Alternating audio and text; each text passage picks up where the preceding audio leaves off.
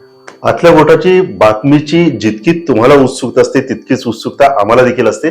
दिवसभरामध्ये आपले जे रिपोर्ट्स आहेत किंवा जे इनपुट्स देणारे आहेत त्यांच्याकडून आज दिवसभरामध्ये आतल्या गोटामध्ये नेमकं काय शिजत होतं याचा धांडोळा आपण घेत असतो आणि तोच धांडोळा आपण बातमीच्या स्वरूपामध्ये तुमच्यापर्यंत पोहोचवत असतो. आजच्या आतल्या गोटातल्या बातमीच्या बाबतीमध्ये सलमानकडून काही गोष्टी जाणून घ्यायचे. सलमान, तू सगळ्याच पक्षांच्या कार्यकर्त्यांच्या मध्ये फिरत असतोस. आतल्या गोटात नेमकं आजच्या दिवसभरामध्ये काय चालू आहे? तशा तर अनेक गोष्टी आता आतल्या गोटात घडायला सुरुवात झालेली आहे. आणि त्यातच म्हणजे जो मुद्दा आहे तो म्हणजे आता जागा वाटपाचा. सर्वच नेते जागा वाटपाच्या म्हणजे गणित जुळणं या सध्या व्यवस्था आहेत. याबाबत जे आतल्या गोटांची बातमी तर माझ्या कानापर्यंत आली ती म्हणजे सध्याचं जे गणित पाहता इच्छुक संख्या खूप आहे. गेल्या 9 वर्षापासून बघितलं आपण तर अनेक इच्छुक असतील, अनेक नव उमेदवार असतील.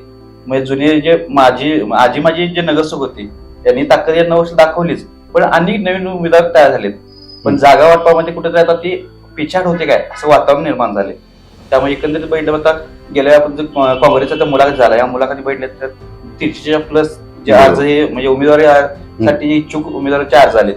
शिवसेनेचे ठाकरे पक्षाकडून बघितलं तर त्यात स्वतः तसंच आहे, जवळपास 40च्या वरती अर्ज दाखल झाले. इकडल्या बाजूला माहिती बघितलं तर भाजपमध्ये इनकमिंग तर सुरूच आहे, पण त्याचबरोबर इच्छुक असतील यांची संख्या खूप आहे, कारण की तो पक्ष सत्तेतला पक्ष म्हणजे मोठा पक्ष भेटला जातो. दुसरी गोष्ट राहिला शिंदेगड मध्ये आमदारकीपासून या पक्षाकडे जे आहे ते लोकांचा ओढ पाहायला मिळतो, मोठ्या नेत्यांचा ओढ या ठिकाणी पाहायला मिळतो कोल्हापुरातल्या. मग अशामध्ये आता जागा वाटपाला तिढा हे निर्माण झालाय. त्यामुळे इच्छुकांच्या मध्ये आता सध्या घालमेल सुरू आहे की नेमकं पक्ष तिकीट देते की नाही. मग त्यातून आता सध्या एक कानावर बातमी अशी आली आहे की सध्या शिवसेना असेल, जर माहितीचा विचार केला, शिवसेना असेल किंवा भाजप यांच्याकडे उमेदवार तर आहेतच, पण जे आता त्यातला एक प्रश्न मुश्रीफ साहेब यांनी देखील मोठ्या प्रमाणात जागांची मागणी केली, पण त्यांच्याकडे पाहिलं तर उमेदवारात मोठे चेहरा असं नाही. त्यामुळे जे नाराज मोठे चेहरे आहेत ते कुठेतरी राष्ट्रवादीच्या राष्ट्रवादीकडे प्रवेश करतात की काय किंवा तिकडून इच्छुक आहेत की काय असं एक वातावरण तयार झालेलं आहे. दुसऱ्या बाजूला बघितलं म्हणजे विवी पाटील असतील, आर.के. पवार यांनी देखील आम्हाला 35 जागा पाहिजे असं लावून धरलेलं आहे.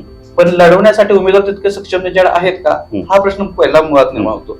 आणि यामध्ये आता काँग्रेसमधून जे नाराज असतील किंवा शिवसेना जे नाराज असतील ते कुठेतरी पुन्हा एकदा मग राष्ट्रवादी शरद पवारकडे प्रवेश करतात का किंवा त्या मार्गावर आहेत का, अशा काहीशा गोष्टी आता सध्या आपल्या कानावर येत आहेत. आतल्या गोटातली बातमी तर मी सांगितली, पण त्या अनुषंगाने नाही काही चर्चा किंवा तशा काही हालचाली तुला जाणवायला लागलेत का?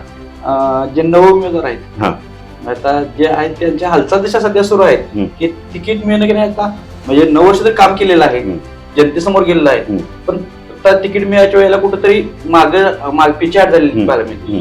त्यामुळे आता सध्या पर्याय म्हणून राष्ट्रवादी पाहिलं जाते.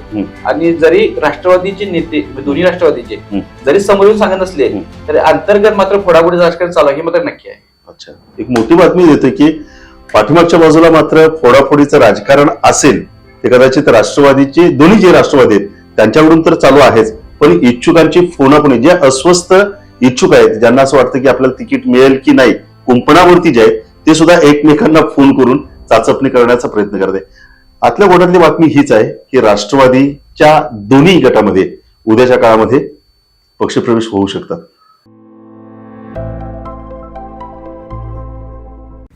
मटन थाळी, चिकन थाळी, स्पेशल गावरान चिकन थाळी इतकंच काय, ऑर्डरनुसार मुंडी रस्सा आणि खेकडा थाळी.